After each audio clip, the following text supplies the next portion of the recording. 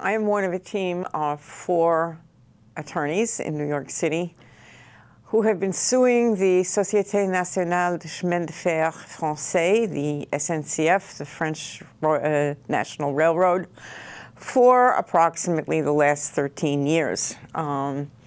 The French Railroad, the SNCF, transported both French and other non-citizens living in France to holding camps where they were then sent to the death camps, to the concentration camps by the Nazis.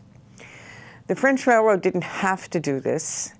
They merely chose to cooperate with the German government that was in charge in France after 1941, when France, the only country that actually signed a treaty of peace with the German Nazis, they actually shared an office with the German Railroad, and when they were asked to supply a train, not a passenger train, but a cattle car, to send these Jews to their death, they never hesitated.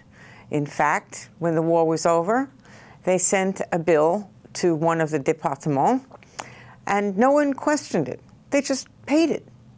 The passengers, if I may, were charged per head, per kilometer, to be sent to their deaths. And the French Railroad profited from it and shared those profits with the Nazi occupiers of France. We have about 500 plaintiffs. They're mostly elderly.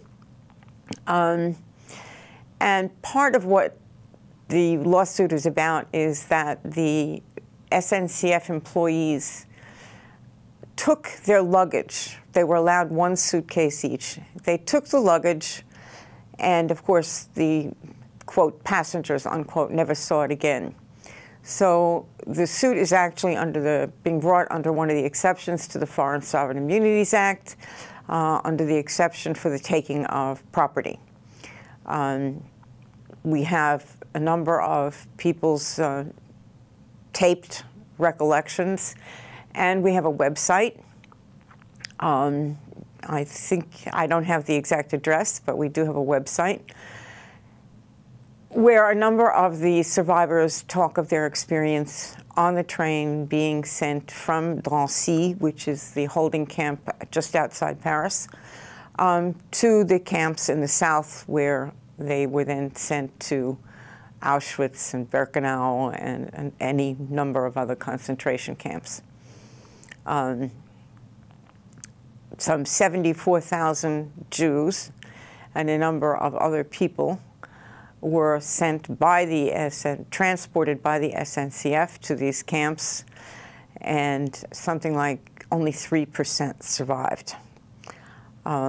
We've been doing this assiduously for many years, and the French Railroad just last year finally admitted that, yes, they did this, but they don't want to make whole any of our plaintiffs by compensating them for ruining their lives. They refuse to admit it. They admit it, but they refuse to pay for what they did to these people.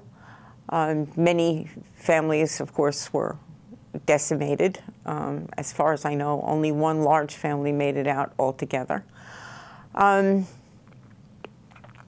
so we persist. We've been in court for 3 or 4 different lawsuits, and we get thrown out on the grounds of foreign sovereign immunity, which is quite odd because the French Railroad has no sovereign immunity in France.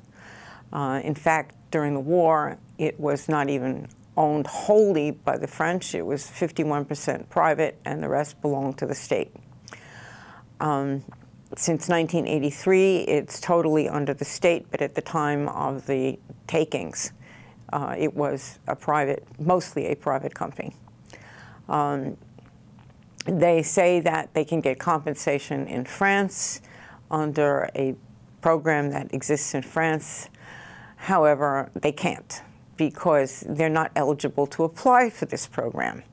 The program doesn't cover the kind of actions that the French Railroad took in taking these people in cattle cars with no facilities, stealing their property, and killing most of them.